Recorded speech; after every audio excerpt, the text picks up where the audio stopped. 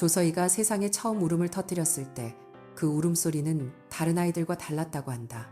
힘차게 울어야 할 갓난아이의 입에서 나온 것은 가늘고 끊어질 듯한 마치 바람 빠진 풍선 같은 소리였다. 산모의 얼굴에 미소가 번지기도 전에 의료진의 표정이 먼저 굳었고 아이는 곧바로 인큐베이터로 옮겨졌다. 유전성 폐질환. 어머니의 가게에 대대로 내려오던 병이었다.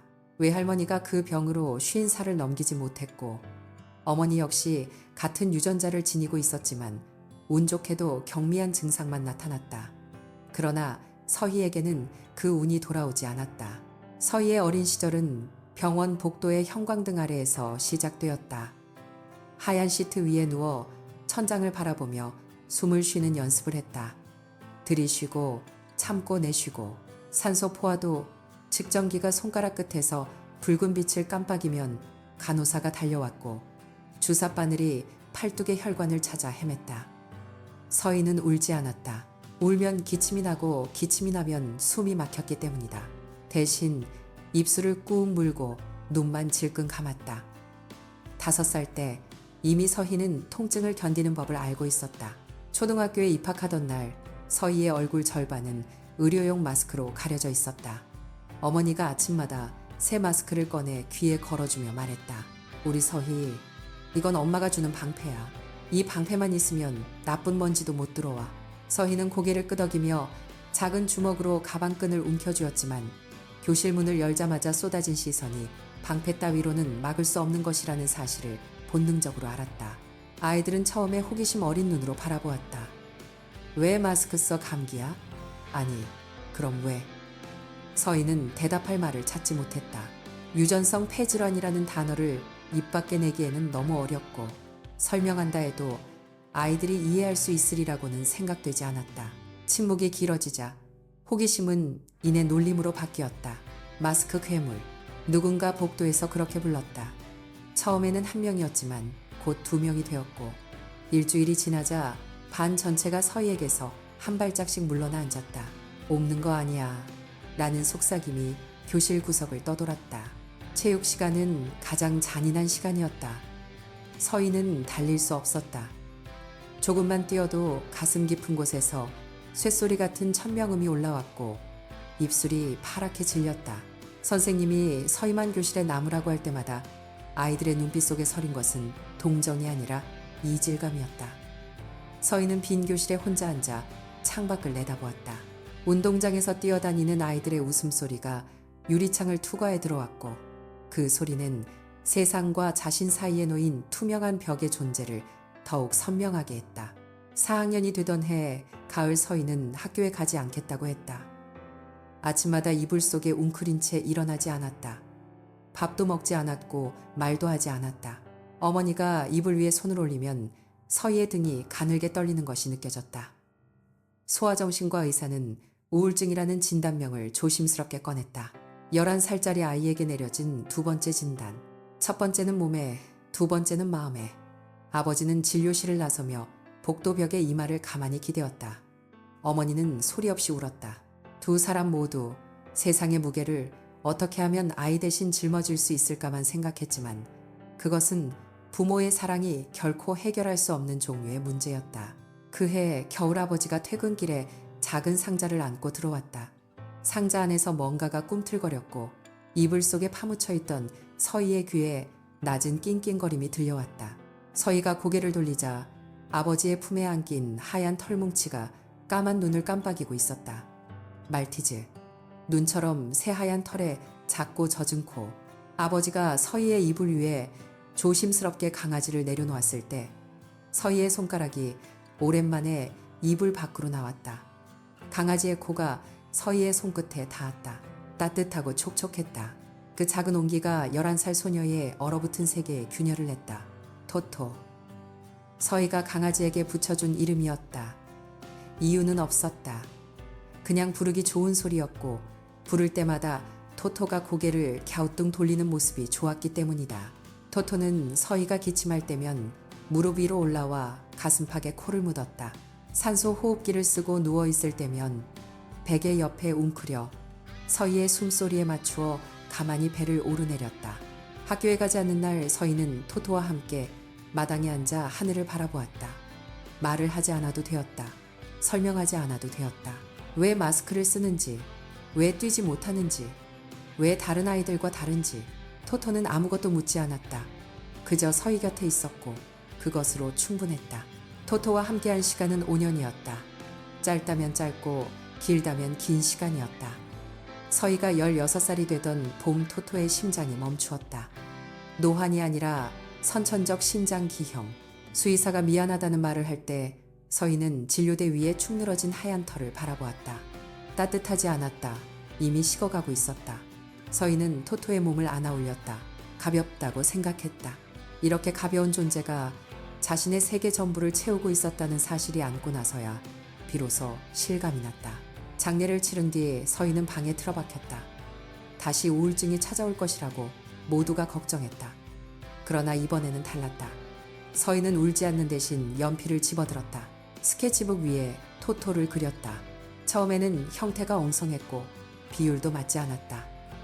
그러나 한 장, 두 장 그릴수록 토토의 눈빛이 선명해졌다. 귀를 접고 다가오던 표정배를 드러내며 뒹굴던 모습 기침하는 서희의 가슴에 코를 묻던 순간 모든 기억이 연필 끝에서 되살아났다. 서희는 밤새 그렸다. 손이 까매질 때까지 그렸다. 새벽녘 스케치북 위에는 32장의 토토가 있었다. 그리고 서희는 깨달았다. 이 아이를 잊지 않는 방법을 마침내 찾았다는 것을. 그것이 조서희가 동물 일러스트레이터라는 꿈을 품게 된 시작이었다. 병과 외로움과 상실이 빚어낸 연필 한 자루의 시작이었다. 16살의 봄 토토를 떠나보낸 그 방에서 서희는 매일 밤 스케치북을 펼쳤다. 연필 끝에서 태어나는 동물들은 하나같이 눈이 맑았다. 슬픔을 먹고 자란 선들이었지만 그 선 안에는 이상하게도 온기가 있었다. 고등학교를 졸업하고 서희는 미술대학 일러스트레이션과에 진학했다. 입학 첫날 강의실 복도에서 마스크를 쓴 자신을 이상한 눈으로 바라보는 시선은 여전했지만 더 이상 교실 구석으로 숨지 않았다. 연필을 쥔 손이 자신을 지켜줄 거라는 확신이 있었기 때문이다. 대학 시절은 서희에게 처음으로 친구라는 단어가 복수형이 되는 시간이었다. 같은과 동기인 민지는 서희의 그림을 보고 먼저 말을 걸어왔다. 이 강아지 눈에 슬픔이 있는데 그게 참 예쁘다. 그 한마디가 시작이었다. 민지는 서희가 마스크를 쓰는 이유를 묻지 않았고 계단을 천천히 오르는 서희의 속도에 자연스럽게 발을 맞추었다. 그런 사람이 세상에 있다는 것을 알게 되자 서희의 세계는 조금씩 넓어졌다. 졸업 후 서희는 동물 전문 일러스트레이터로 일을 시작했다. 출판사에서 의뢰가 들어올 때마다 서희는 직접 유기동물 보호소를 방문해 모델을 찾았다. 살아있는 눈동자를 보지 않으면 그릴 수 없다는 것이 그녀의 원칙이었다. 그렇게 보호소를 드나들던 25살의 가을, 서희의 삶에 새 생명이 들어왔다. 첫 번째는 돌담이었다. 이름 없는 믹스견, 보호소 구석 철장 안에서 다른 개들이 지저댈 때도 혼자 조용히 앉아 서희를 바라보고 있었다. 왼쪽 귀가 반으로 찢어져 있었고 앞다리에는 오래된 상처 자국이 있었다. 서희가 철장 앞에 쪼그려 앉자 돌담은 천천히 다가와 차가운 코를 서희의 손등에 대었다. 그 축축한 감촉이 닿는 순간 서희는 토토가 처음 자신의 이불 위로 기어 올라왔던 밤을 떠올렸다. 보호소 직원이 말했다. 그 아이 사람을 무서워해서 아무한테도 안 가거든요.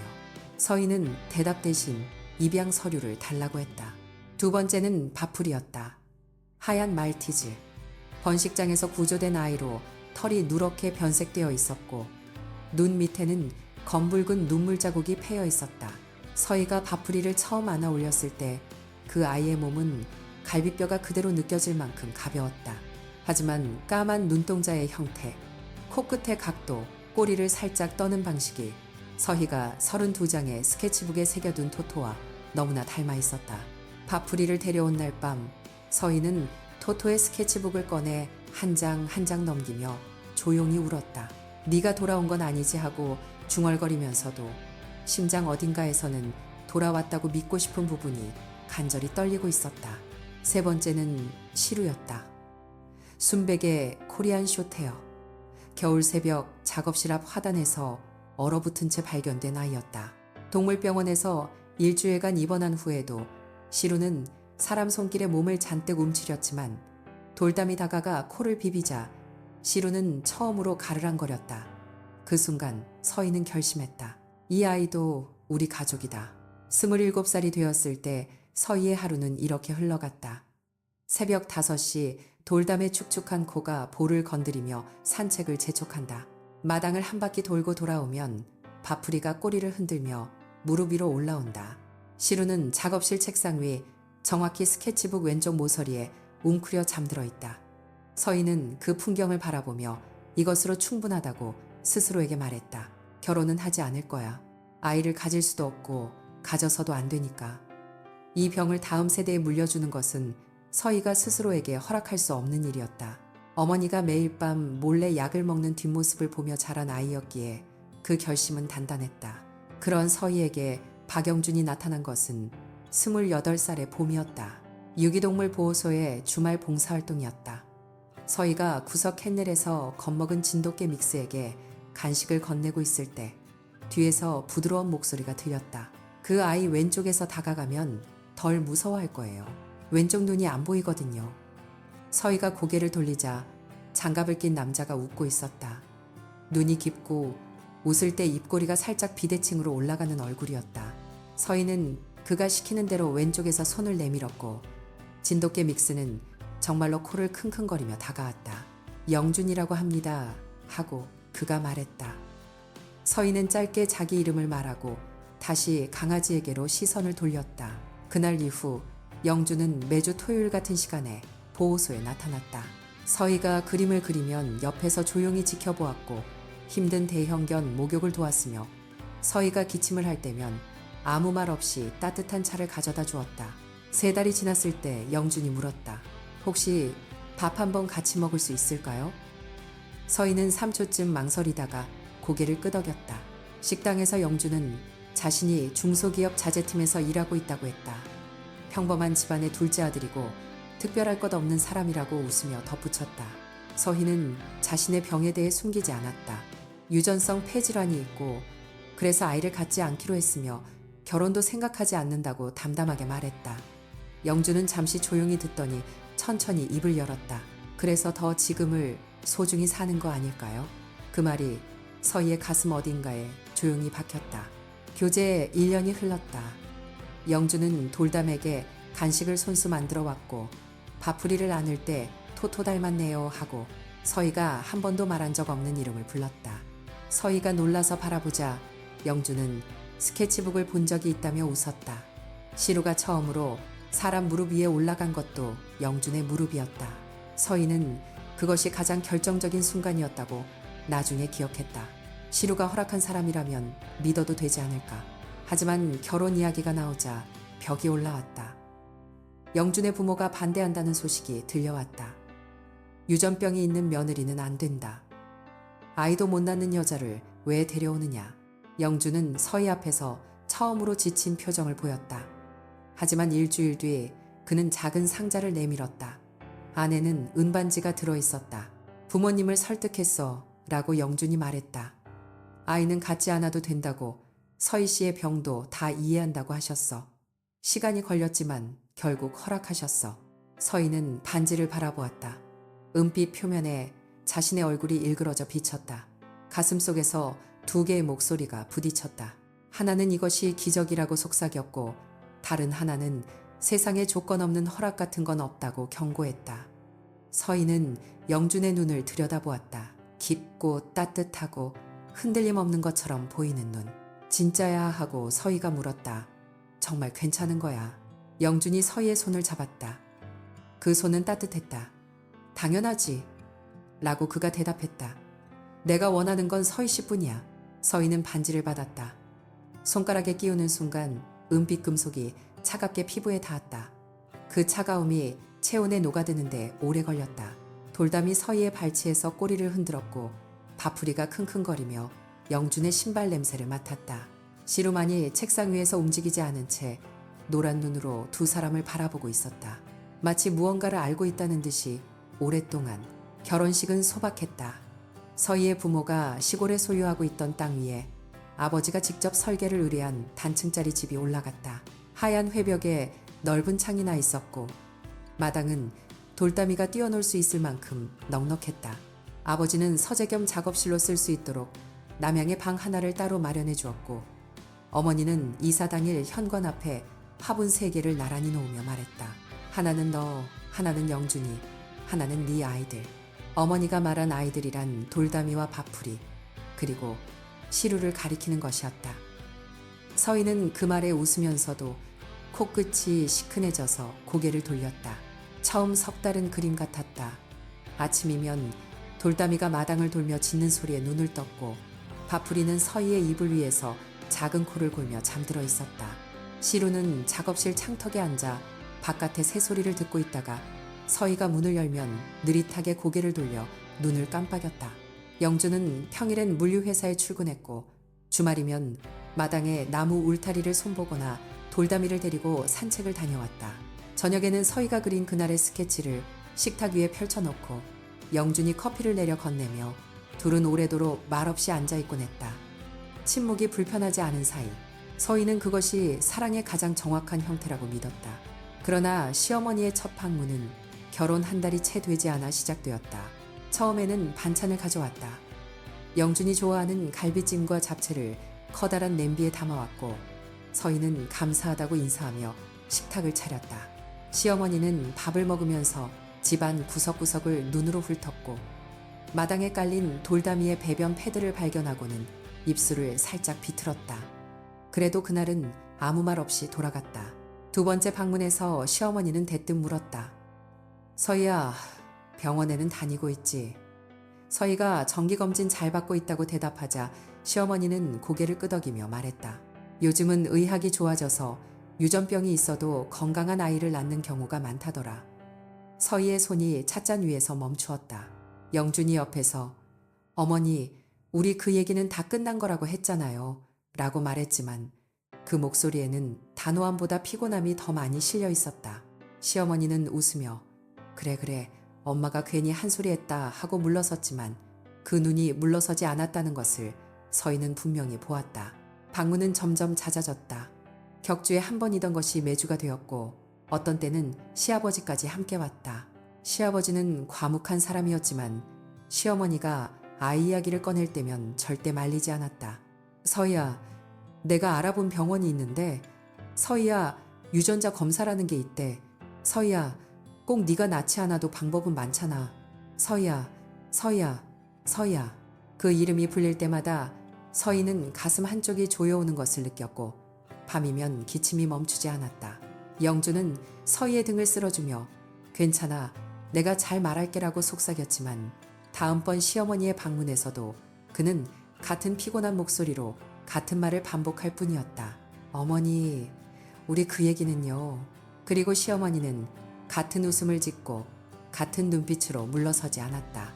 밥풀이가 사라진 것은 시어머니가 혼자 방문한 어느 화요일 오후였다. 서희는 출판사와 화상 미팅이 있어 작업실에 2시간 동안 들어가 있었고 시어머니는 거실에서 텔레비전을 보고 있다고 했다. 미팅을 마치고 나오니 밥풀이가 보이지 않았다. 시어머니는 대문이 열려 있길래 나간 것 같다고 말했다. 서희는 마을 전체를 돌았다. 돌담이를 데리고 골목마다 이름을 불렀다. 밥풀이. 목이 쉬도록 불렀지만 하얀 털은 어디에도 보이지 않았다. 밤이 되어서야 영준이 퇴근했고 두 사람은 손전등을 들고 다시 마을을 뒤졌다. 서희의 숨이 거칠어지기 시작했고 폐 깊은 곳에서 칠치거리는 소리가 났다. 영준이 그만하자. 내일 아침에 다시 찾자 라고 말했을 때 서희는 처음으로 남편에게 소리를 질렀다. 밥풀이는 토토를 닮은 아이야. 나한테 무슨 의미인지 당신이 안다면서. 영준은 입을 다물었고 서희는 그 침묵 속에서 처음으로 낯선 것을 읽었다. 미안함이 아니라 계산하는 듯한 망설임. 사흘 뒤 서희의 어머니가 우연히 이웃마을 장터에서 밥풀이를 안고 있는 낯선 여자를 발견했다. 어머니가 다그치자 여자는 당황하며 말했다. 며칠 전 어떤 중년 여자가 이 개를 데려가 달라고 했다. 건강한 개인데 며느리가 키우기 힘들어 한다고 했다. 서희는 전화를 받고 한동안 아무 말도 하지 못했다. 폐가 조이는 것이 아니라 심장이 조이는 느낌이었다. 밥풀이를 되찾아 품에 안았을 때 작은 몸이 부들부들 떨고 있었다. 서희의 어머니는 그 자리에서 시어머니에게 전화를 걸었다. 두 사람의 통화는 30분 넘게 이어졌고 서희의 아버지도 시아버지에게 연락을 했다. 서희는 그 모든 것이 벌어지는 동안 밥풀이를 아는 채 바닥에 앉아 있었다. 기침이 멈추지 않았고 그날 밤 응급실에 실려갔다. 입원은 열흘이었다. 폐에 염증이 번져 있었고 의사는 심리적 스트레스가 면역 체계를 심각하게 약화시켰다고 말했다. 서희의 아버지는 병실 앞 복도에서 영준을 만났다. 두 사람이 무슨 대화를 나누었는지 서희는 정확히 알지 못하지만 그 이후로 시부모의 방문 횟수가 줄었다. 아이 이야기는 더 이상 나오지 않았다. 불안한 휴전이었다. 누구도 사과하지 않았고 누구도 용서하지 않았으며 다만 침묵이 그 자리를 메웠다. 퇴원 후 서희는 마당에 앉아 돌담이의 머리를 쓸어주다가 언덕 아래쪽 집 마당에서 커다란 철제 가마솥이 놓인 것을 보았다. 옆집 남자였다. 마을 사람들 사이에서 개를 잡아먹는다는 소문이 돌았고 실제로 그 집 주변에서 떠돌이 개들이 여러 차례 사라졌다는 이야기를 이장에게 들은 적이 있었다. 서희는 그날 저녁 시아버지에게 전화를 걸어 조심스럽게 말했다. 아버님 아랫집, 그분이 좀 위험한 분 같습니다. 돌담이 때문에 걱정이 됩니다. 시아버지는 잠시 침묵하더니 낮은 목소리로 대답했다. 알겠다. 내가 알아볼게. 그로부터 2주 뒤 서희는 창문 너머로 시아버지가 그 남자의 집마당에 앉아 소주잔을 기울이고 있는 것을 보았다. 두 사람은 오래된 친구처럼 웃고 있었다. 서희의 손이 창틀 위에서 천천히 하얗게 변했다. 시루가 다가와 서희의 발밑에 앉았고 돌담이는 마당 한쪽에서 꼬리를 흔들며 서희를 올려다보고 있었다. 서희는 돌담이를 바라보며 속으로 중얼거렸다. 내가 지켜줄게. 반드시. 그러나 그 말이 가진 무게를 그때의 서희는 아직 알지 못했다. 출국 일주일 전부터 서희는 잠이 오지 않았다. 도쿄에서 열리는 동물 일러스트레이션 국제 세미나에 초청받은 것은 분명 영광이었다. 그녀의 유기동물 시리즈가 해외 출판사의 눈에 띈 것이고 담당 편집자는 이번 기회가 커리어의 전환점이 될 거라고 흥분을 감추지 못했다. 하지만 서희의 마음은 온통 다른 곳에 가 있었다. 돌담이 현관 앞에서 꼬리를 흔드는 모습, 밥풀이가 무릎 위에서 코를 킁킁거리는 숨소리, 시루가 창턱에 앉아 오후의 햇살을 받으며 가늘게 눈을 감는 실루엣. 그 모든 것을 두고 간다는 게 가슴을 짓눌렀다. 영준에게 처음 이야기를 꺼냈을 때 그는 소파에 기대앉아 휴대폰을 보고 있었다. 서희가 말했다. 일주일 동안 집을 비워야 할 것 같아. 아이들 좀 잘 부탁해. 영준은 시선을 들어 서희를 바라보았고 그 눈에 스치는 감정을 서희는 읽을 수 없었다. 순간적이었다.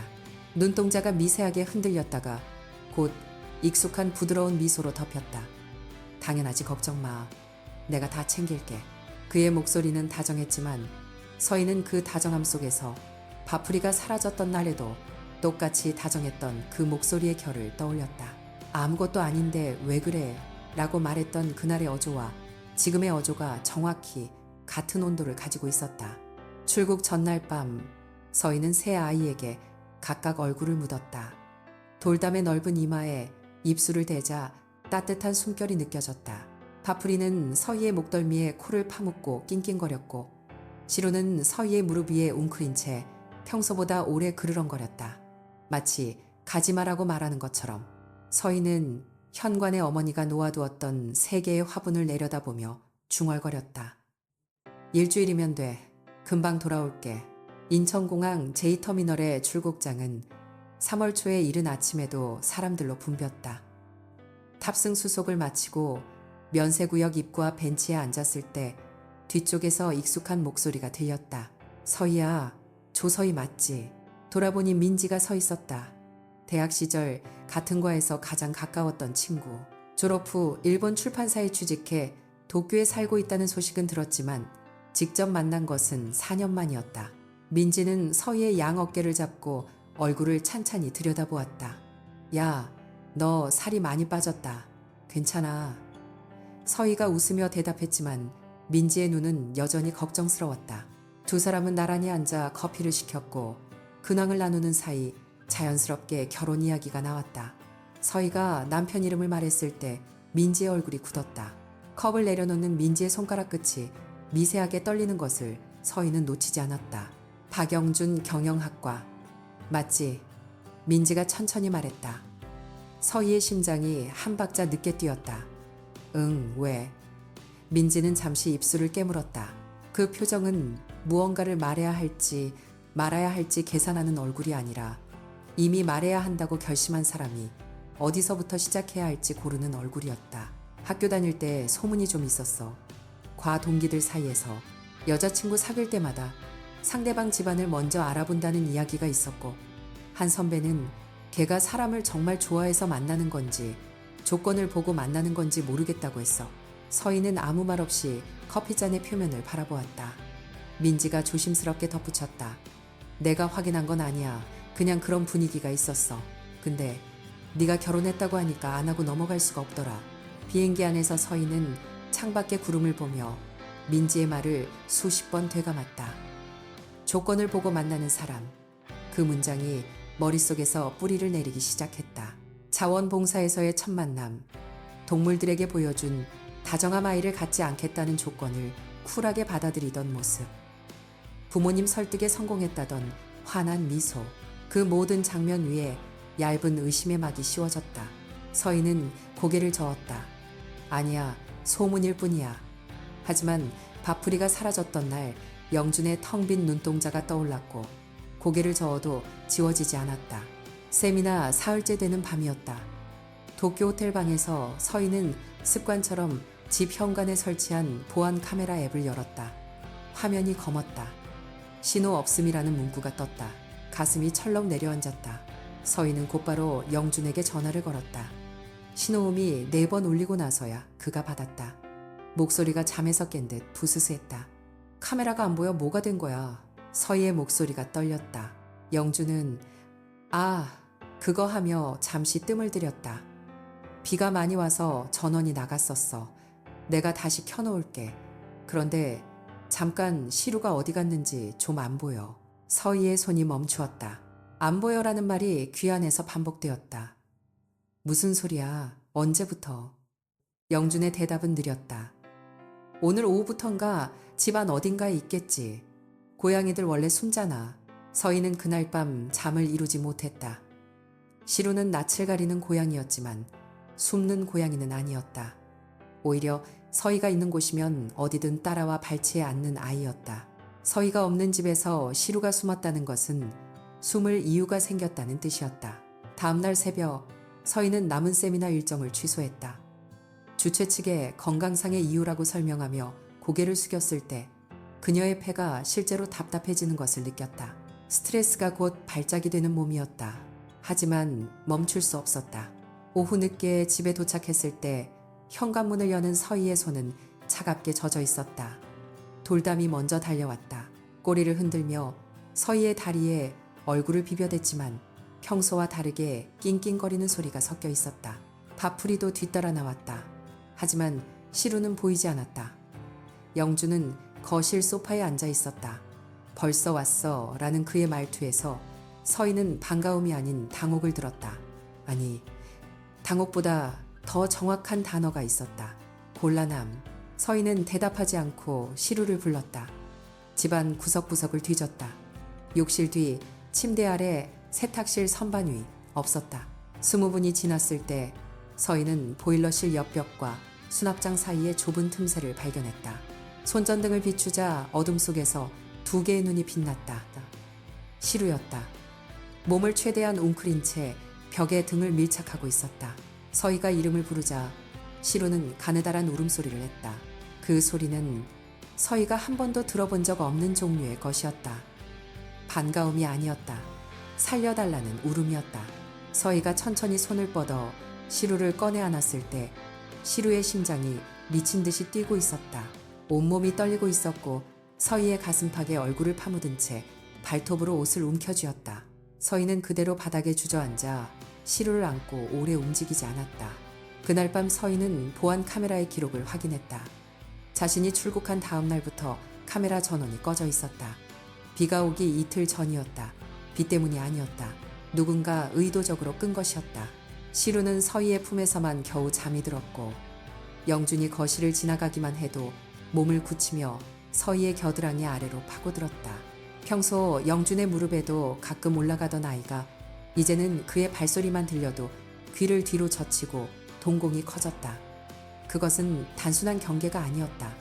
공포였다. 서희는 묻지 않았다. 영준에게 무슨 일이 있었느냐고 다그치지 않았다. 물어봤자 그는 또 부드러운 목소리로 설명할 것이고 그 설명은 이치에 맞을 것이고 서희는 또 한 번 자신의 직감 대신 그의 말을 선택하게 될 것이었다. 그래서 묻지 않았다. 대신 서희는 그날 이후 영준과의 사이에 보이지 않는 유리벽을 세웠다. 말은 했다. 밥은 같이 먹었다. 하지만 그의 눈을 더 이상 들여다보지 않았다. 시루가 보여준 공포가 서희에게는 어떤 증언보다 시아버지의 차가 마당에 들어서는 소리를 들었을 때 서희는 작업실 창가에 앉아 돌담이의 털을 빗기고 있었다. 빗살 사이로 빠져나오는 연한 갈색 털이 오후 햇살에 가늘게 빛났다. 돌담이는 서희의 무릎에 턱을 올린 채 낮은 숨소리를 내고 있었고 시루는 책장 위 가장 높은 칸에 몸을 웅크린 채 현관 쪽을 응시하고 있었다. 며느리야, 날씨가 좋아서 아버님이랑 잠깐 왔다. 시어머니의 목소리가 현관에서 울렸다. 서희는 돌담이의 등을 한 번 더 쓸어내린 뒤 천천히 일어섰다. 유리벽 뒤에서 웃는 법을 서희는 이미 완벽하게 익히고 있었다. 거실에 과일을 내놓고 앉았을 때 시아버지는 마당의 화분 3개를 힐끗 보며 장모님이 키우시는 것들이냐고 물었다. 서희는 네 엄마가 심어놓고 가셨어요 라고 짧게 대답했다. 시어머니는 과일에 손을 대지 않은 채 영준이는 어디 갔냐고 물었고 서희가 2층에서 쉬고 있을 거예요 라고 말하자 시어머니는 고개를 끄덕이며 창밖을 바라보았다. 영준이 내려온 것은 그로부터 10분쯤 뒤였다. 그는 부모님을 보고 어우셨어요 라며 평소와 다름없이 부드러운 미소를 지었다. 서희는 그 미소의 각도, 눈꼬리가 올라가는 정확한 타이밍을 관찰했다. 한때는 그 미소가 세상에서 가장 따뜻한 것이라고 믿었다. 시아버지가 영준에게 말했다. 날씨도 좋은데 돌담이 좀 산책시켜라. 네가 데리고 나가면 녀석도 좋아하지 않겠냐. 영준은 잠깐 서희를 바라보았다. 그 시선 속에 무엇이 있었는지 서희는 나중에야 깨달았다. 확인이었다. 서희가 따라 나올 것인지 아닌지에 대한 확인.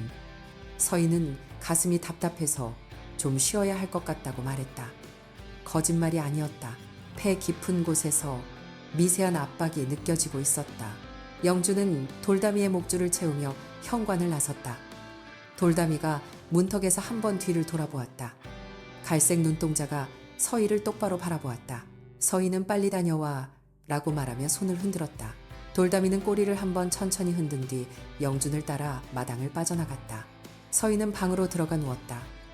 시루가 침대 위로 올라와 서희의 목 옆에 둥글게 말린 채 가르랑거렸다. 30분이 지나고 1시간이 지났다. 산책치고는 너무 오래였다. 서희는 핸드폰을 꺼내 영준에게 전화를 걸었다. 신호음이 7번 울린 뒤 끊어졌다. 다시 걸었다. 이번에는 3번 만에 영준이 받았다. 아, 돌담이가 갑자기 뛰어가서 좀 돌아다니고 있어. 금방 갈게. 목소리에 숨이 차 있지 않았다. 뛰어다닌 사람의 목소리가 아니었다. 서희는 전화를 끊고 작업실로 걸어갔다. 노트북을 열어 홈 카메라 앱에 접속했다. 거실 카메라는 켜져 있었다. 실시간 화면 속에 시아버지와 시어머니가 소파에 나란히 앉아 있었다. 시어머니의 입이 움직이기 시작했을 때 서희의 손가락이 볼륨 버튼 위에서 멈추었다. 그래도 이번에는 확실하게 처리해야지. 바풀이 때처럼 흐지부지 되면 안 돼. 시어머니의 목소리였다.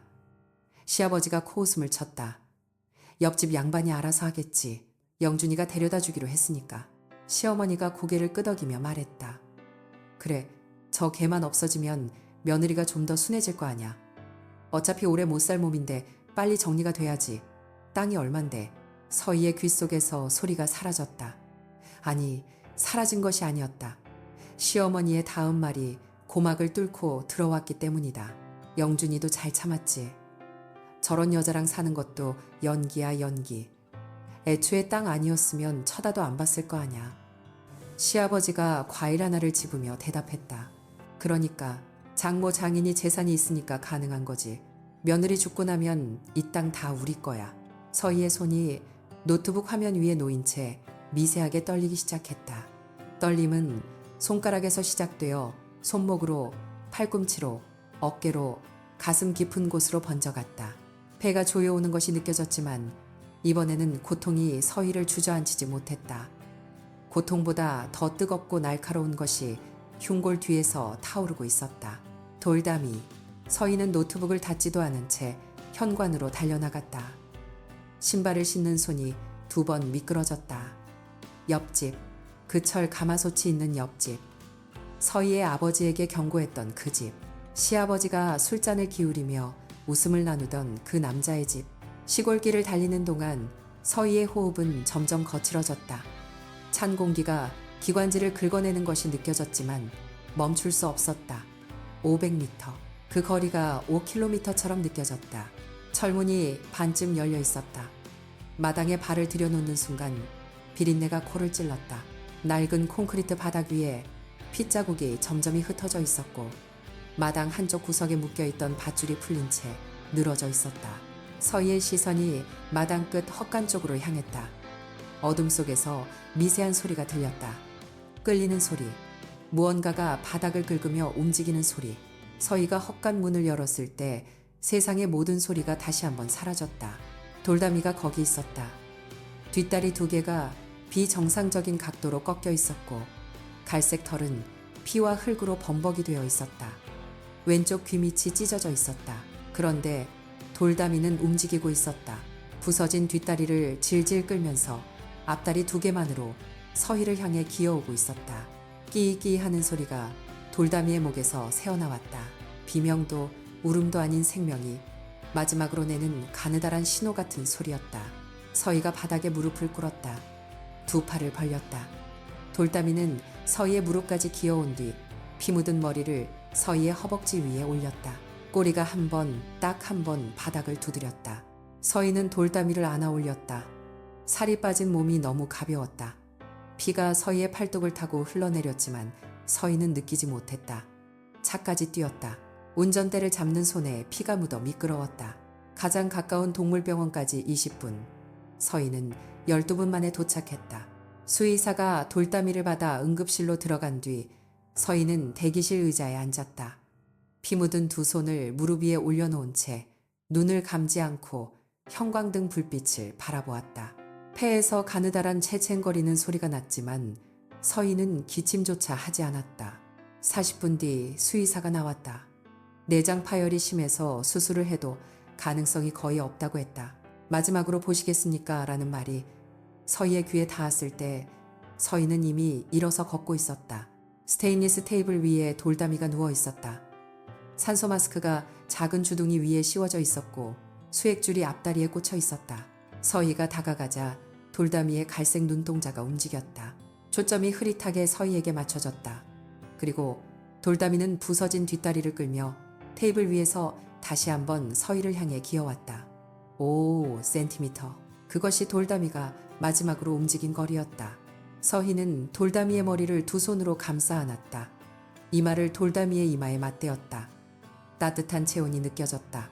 아직 살아있었다. 서희의 입에서 소리가 나왔다. 잘했어. 잘 왔어. 여기 있어. 나 여기 있어. 돌담이의 꼬리가 마지막으로 한 번 떨렸다. 갈색 눈이 서희의 얼굴 위에 머문 채 천천히, 아주 천천히 닫혔다. 서희의 손 안에서 체온이 식어가기 시작했다. 서희는 돌담이를 놓지 않았다. 오래도록 놓지 않았다. 울지 않았다. 울 수 없었다.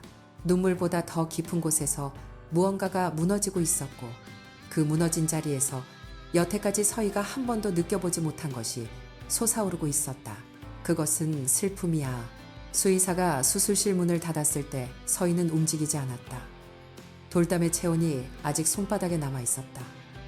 따뜻했다. 죽은 것이 믿기지 않을 만큼 따뜻했다. 서희는 그 온기가 완전히 사라질 때까지 손을 펴지 않았다.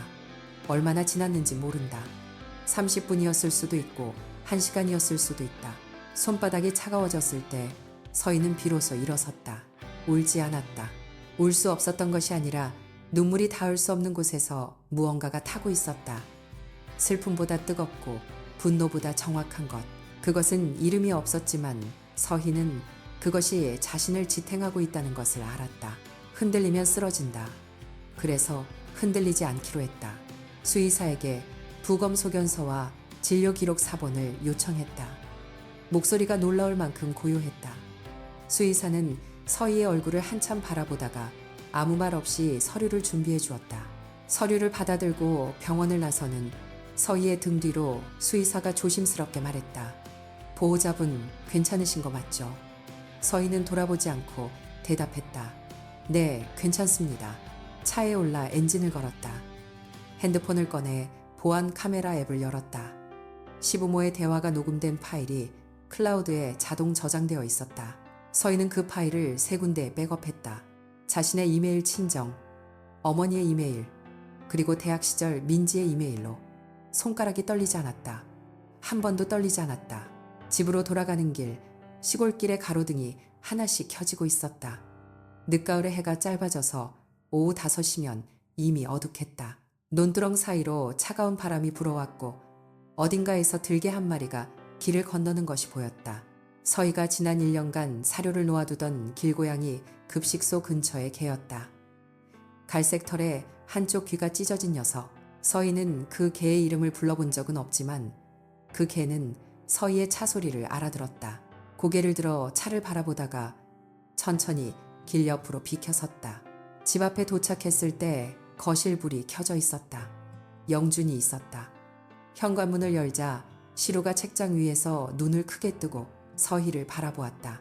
서희는 시루에게 먼저 다가갔다. 시루의 머리를 한번 쓰다듬었다. 시루가 서희의 손바닥에 이마를 비볐다. 그 작은 온기가 서희의 안에서 타고 있던 것을 더 단단하게 만들었다. 영준이 소파에서 일어섰다. 돌담이는 어떻게 됐어? 라고 물었다. 그 목소리가 놀라울 만큼 자연스러웠다. 걱정하는 척이 완벽했다. 예전의 서희였다면 속았을 것이다. 아니, 속고 싶었을 것이다. 하지만 지금 서희의 귀에는 그 목소리 위로 보안 카메라 속 시아버지의 음성이 겹쳐 들렸다. 영준이가 알아서 처리한다고 했으니까 시어머니의 음성도 이번엔 밥풀이 때처럼 흐지부지 되면 안 돼. 서희는 영준의 눈을 정면으로 바라보았다. 죽었어 라고 말했다. 단 2글자였다. 영준의 표정이 미세하게 흔들렸다. 뭐가이라고 되물었다. 서희는 반복하지 않았다. 대신 핸드폰을 꺼내 보안 카메라 녹음 파일을 재생했다. 시아버지의 목소리가 거실에 울려 퍼졌다. 그 애가 죽으면 땅은 우리 거야. 시어머니의 목소리가 뒤를 이었다. 개를 치우면 그년이 순해져. 소리가 거실 전체를 채웠다. 시루가 책장 위에서 몸을 웅크렸다. 영준의 얼굴에서 색이 빠져나갔다. 입술이 파르르 떨리다가 그것이 분노인지 공포인지 알 수 없는 표정이 되었다. 이게 뭐야? 라고 영준이 말했다. 이걸 몰래 녹음한 거야. 서희는 대답하지 않았다. 다만 한 발자국도 물러서지 않고 서 있었다. 영준이 다시 입을 열었다. 그래서 뭐 어쩌겠다는 거야, 아픈 주제에. 그 말에 서희는 비로소 이 남자가 자신을 어떤 존재로 보고 있었는지를 완전히 이해했다. 곧 죽을 사람. 땅에 붙어있는 유통기한 짧은 이름. 서희가 입을 열었다. 이혼할 거야 라고 말했다. 그리고 녹음 파일은 이미 3군데에 백업되어 있어. 옆집 남자 헛간에 돌담이 피가 묻어있고 수의사 소견서도 있어. 동물학대 고발도 할 거야. 영준의 눈이 달라졌다. 무언가가 벗겨졌다. 1년 반 동안 쓰고 있던 가면의 마지막 조각이 바닥에 떨어지는 소리가 들리는 것 같았다. 영준이 한 걸음 다가왔다. 그리고 오른손을 들어 올렸다. 서희는 피하지 않았다. 하지만 그 손이 서희에게 닿기 전에 현관 밖에서 낮은 으르렁거림이 들렸다. 열려있던 현관문 사이로 갈색 털의 들개가 서 있었다. 한쪽 귀가 찢어진 그 녀석. 그 뒤로 2마리가 더 있었다. 서희가 지난 4계절 동안 사료를 놓아주고 겨울에는 담요를 깔아주던 마을 떠돌이 개들이었다. 영준이 손을 내리치려는 순간 갈색 개가 먼저 뛰어들었다. 이를 드러내며 영준의 팔에 이빨을 박았다. 영준이 비명을 질렀다. 2번째 개가 뒤따랐고 3번째 개가 영준의 다리를 물었다. 서희는 시루를 안아들고 집을 나섰다. 뒤에서 영준의 비명이 점점 커졌지만 서희는 돌아보지 않았다. 차에 시루를 태우고 시동을 걸었다. 친정 부모에게 전화했다. 엄마, 나 지금 가라고만 말했다. 그 뒤의 일들은 느리고 정확하게 진행되었다. 서희의 아버지가 고용한 변호사는 녹음 파일과 수의사 소견서, 보안 카메라 기록 옆집, 헛간의 물증을 모두 확보했다. 이혼 소송은 예상보다 빨리 끝났다. 재판부는 녹음 내용을 청취한 뒤 영준 측의 반박을 거의 받아들이지 않았다. 재산 분할에서 서희 부모 명의의 토지는 당연히 영준에게 단 한 평도 돌아가지 않았고 위자료 판결도 서희의 손을 들어주었다. 동물보호법 위반 고발도 접수되었고 옆집 남자는 벌금형과 함께 영준은 개에게 물린 상처가 폐혈증으로 번져 한 달 가까이 입원했다. 퇴원 후에도 오른팔에 신경 손상이 남았다. 직장에서는 소송 기록이 알려지며 권고 사직을 받았다. 시부모의 주변 사람들도 하나둘 등을 돌렸다. 마을에서 친척 모임에서 아는 사람이 아는 사람에게 전해지는 이야기는 간단했다. 아픈 며느리의 재산 노리고 결혼해서 며느리 개를 잡아 죽인 집안. 서희는 이혼이 확정된 날 법원을 나서며 하늘을 올려다보았다. 겨울이 가고 이른 봄이었다. 바람이 차가웠지만 모든 바람이 그녀를 아프게 하는 것은 아니었다. 친정 부모가 서희의 집으로 이사왔다. 아버지는 마당에 울타리를 새로 세웠고 어머니는 화분 3개 옆에 4번째 화분을 놓았다. 아무것도 심지 않은 빈 화분. 무엇을 심을지는 서희가 정하라고 했다. 밥풀이가 돌아왔다. 시어머니가 밥풀이를 보냈던 곳을 변호사가 추적했고 한 농가에서 건강하게 지내고 있던 밥풀이를 데려왔다. 밥풀이는 서희를 보자마자 꼬리를 흔들며 달려왔다.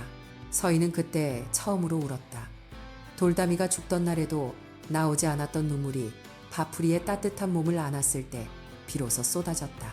시루는 여전히 책장 위를 좋아했지만 이제는 서희의 무릎 위에도 내려왔다.